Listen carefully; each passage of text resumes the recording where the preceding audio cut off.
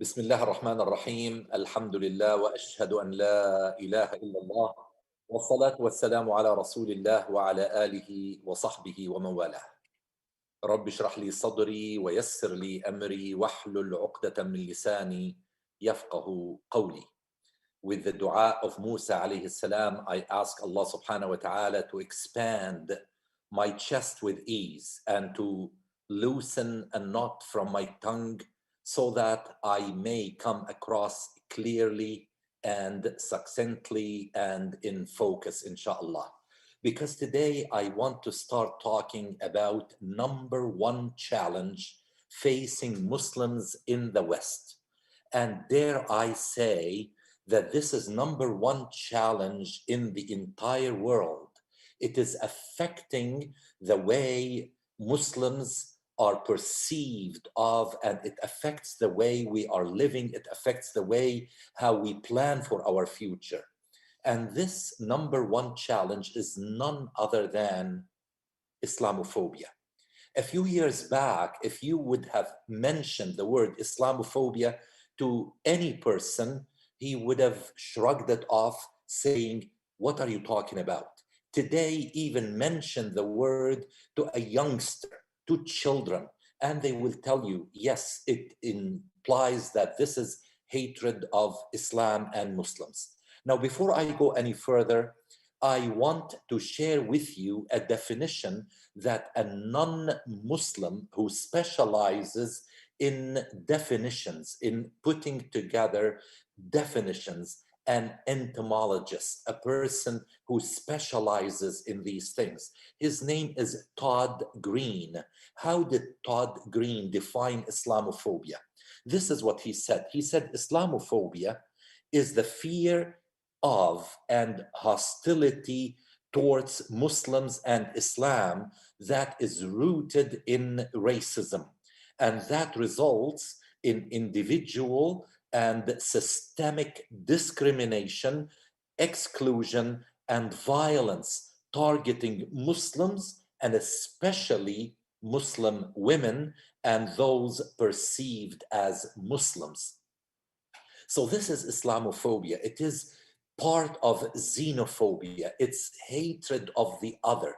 It's intolerance of others. But when it comes to Islamophobia, it is especially anything that represents Islam, anything that represents Muslim is dealt with hatred.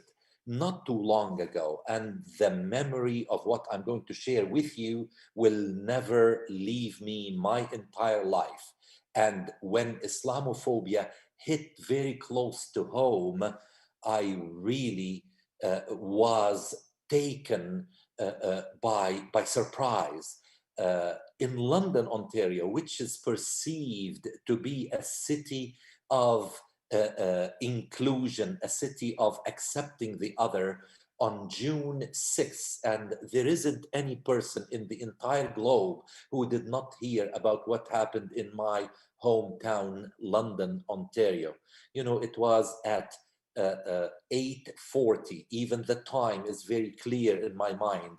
A family of 5 individuals, a father, mother, 2 children, and a grandmother, were just walking on a Sunday in a breezy, beautiful afternoon when someone decided that he will be the element that would end their life. Obviously, Allah subhanahu wa ta'ala is the one who knows everything, but this person, out of hatred to what they represented, because they looked Muslim, because of the hijab, because of the way they were dressed, and he mowed them down with his truck, thus declaring that no city, no town, no neighborhood is exempt or is free from the effects of Islamophobia. Before that, we heard what happened in Rexdale when Muhammad Zafis, who was guarding the masjid in Rexdale, the International Muslim Organization's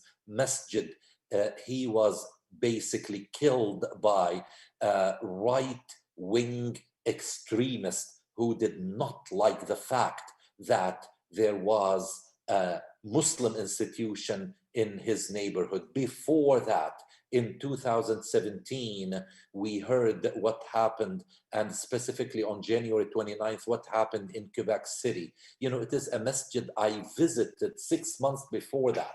I went there to do a fundraising event, and remember what they said, that one day at Fajr time, they found a head of a pig put at the footsteps of that masjid. I was there in Quebec City when, after my fundraising, we saw that at the footsteps of the masjid. So many things happened in New Zealand, in Christchurch, in many other places in the world, many acts of hatred. Until now, we are seeing acts of violence towards Muslims, and we've seen graffiti inscribed on masajid. We are seeing vandalism, so many things. And one asks, until when are we going to tolerate this?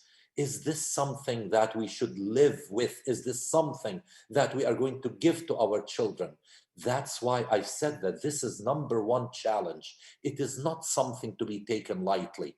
And what really, really bothers me, and I want to say it on the air because everybody has to accept their responsibility.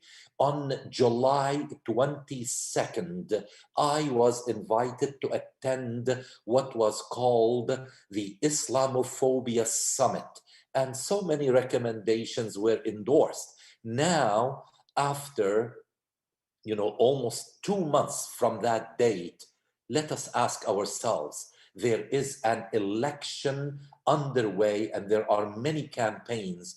I am yet to see someone who would address the recommendations that came out of this summit seriously. Nobody is talking about it seriously. And you know why? Because they did that to appease Muslims and just put a lid on our concerns. And this is totally unacceptable. Islamophobia is not an element of politics. Islamophobia is an element of human rights. It's an element that every human being should really get it. It is not a favor. It is a right. We should really live in peace. Living in fear is not something that so-called civilized societies should really propagate. This is what we really need to do. Now, we have to ask the question, is Islamophobia something that concerns individuals, or does it concern organizations? Is it individual or organized? Is it propagated by individuals? Is it propagated by organizations? Now, let me argue that it is propagated by both. In Canada, we know, it's a fact, that even though the government came out and said that we outlawed 2 ultra-wing terrorist white supremacist organizations, yet the fact is that these 2 that were outlawed have 298 at least that are still operating and working under the premise of trying to eliminate Islam and Muslims. And what are we talking about? We are talking about that in Canada, in the country that is left in the world that we are going to consider as the land of opportunity. So I would like, in this first episode that talks about Islamophobia as the first challenge, to say that we cannot really allow this to continue, because our children deserve a stable future. I cannot think that once I'm gone, that my children will have to deal with it as a problem for my grandchildren. My grandchildren are the treasure of my life, and I cannot just think of a time that simply because one of them is called Muhammad, or one of them is called Saeed, or one of them is called by an Islamic name, that they will really have to live in fear and that they have to think in the future of changing their names. I do not want that to happen. And let me share with you 4 recommendations that I will expand in future episodes. Number 1, be a Muslim and don't be afraid. Live your life as a Muslim, because remember, the Almighty tells us in the Quran, إِنَّ اللَّهَ يُدَافِعُ عَنِ الَّذِينَ آمَنُوا. Allah is the one who takes our case in his hand and he is going to defend us. Don't be afraid. Number 2, if you encounter any hate crime, don't sleep on it, but report it. Don't ever be afraid. Don't hide your Islam. And number 3, you should increase literacy about Islam. Let the others know what Islam is all about, because I know that once they know the real Islam, remember what happened to the producer of the documentary called Fitna, the person from Holland, the Dutch producer who hated Islam and Muslims and said horrible things about Prophet Muhammad sallallahu alaihi wasallam. Now he is one of the best propagators of Islam because he knew what Islam was all about. So education, education, education, inshallah, will help us overcome this challenge. May Allah subhanahu wa ta'ala deliver us to the other shore where security will prevail. Wassalamu alaikum wa rahmatullahi wa barakatuh.